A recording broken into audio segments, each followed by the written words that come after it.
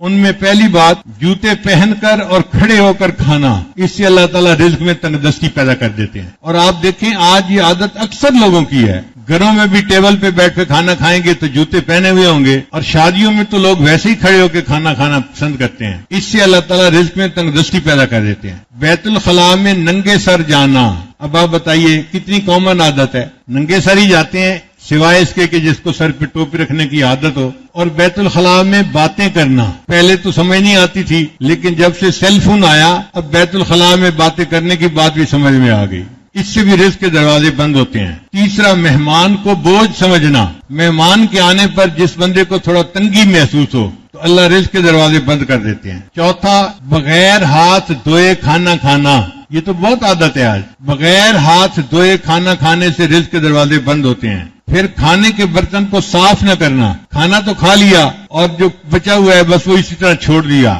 Plate کو صاف کرنا سنت ہے۔ پھر مسجد میں آ کر دنیا کی باتیں کرنا، جو بندہ مسجد میں آ کر دنیا کی باتیں کرے اللہ اس کے رزق کو تنگ کر دیتے ہیں۔ پھر 7واں نمبر ہے فقیر کو جھڑکنا، فقیر کو جھڑکنا بہت بڑا گناہ، آپ نہیں دے سکتے تو اس کو پیار سے کہیں کہ بھئی آپ آگے چلے جائیں۔ ڈانٹ ڈپٹ کرنے کا کیا مطلب ہوتا ہے؟ جو فقیر کو دیکھ کے تیوریاں چڑھائے، شکل بنائے اور اس کو بھگائے، اللہ اس کے رزق کو تنگ کر دیتے ہیں۔ پھر مغرب کی نماز کے بعد بغیر عذر کے سونا، کوئی مریض ہے یا کوئی عذر ہے وہ تو الگ بات ہوئی، کئی لوگوں کی عادت ہوتی ہے، تو مغرب کے بعد اگر سونے کی عادت بنا لی جائے اس سے رزق تنگ ہو جاتا ہے۔ پھر فرض نماز کو قضا کر دینا، اس سے بھی رزق تنگ ہو جاتا ہے۔ 11واں نمبر ہے جھوٹ بولنا، جو بندہ زیادہ جھوٹ بولے گا اس کا رزق تنگ ہوگا، اور اگر آپ دیکھیں کہ اس کے پاس پیسہ بھی بہت ہے تو سمجھ لیں کہ یہ حرام کا مال ہے، جھوٹ بول کے کمایا گیا ہے، حلال کا مال نہیں ہے۔ پھر گانے بجانے میں دل لگانا، جن کو گانے سننے کا شوق ہوتا ہے، ہر وقت موسیقی لگی رہتی ہے،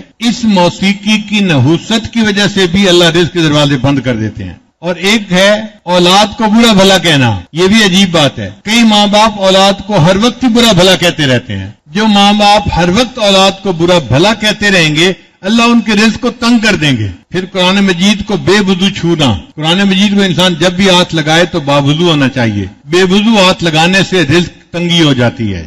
پھر نظروں کی حفاظت نہ کرنا، غیر محرم کو دیکھنا، جن کو ہرس ہوتی ہے نا، ہوس ہوتی ہے کہ ہر گزرنے والی لڑکی کو دیکھو، عورت کو دیکھو، یہ ٹھپا کیسا تو وہ ٹھپا کیسا، تو ان کے رزق کو اللہ تعالیٰ پھر تنگ کر دیتے ہیں۔ اور 16واں ہے اہل و عیال سے ہر وقت لڑتے رہنا، کئی لوگ ہوتے ہیں ہر وقت بیوی کے ساتھ کچھ نہ کچھ کھٹ پٹ چلتی رہتی ہے، چھوٹی چھوٹی باتوں پہ، نکمی باتوں پہ، تو جو ہر وقت اپنے اہل خانہ کے ساتھ لڑتا رہے اللہ اس کے رزق کو بھی تنگ کر دیتے ہیں۔ تو 16 دروازے تھے جن سے رزق کھل جاتا ہے اور 16 دروازے تھے جن سے رزق بند ہو جاتا ہے۔ اللہ تعالیٰ ہمیں رزق کی پریشانیوں سے محفوظ فرمائے اور اللہ ہمیں دین کے راستے میں خرچ ہونے والا مال عطا فرمائے جو ہمارے ایمان کے لیے ڈھال بن جائے۔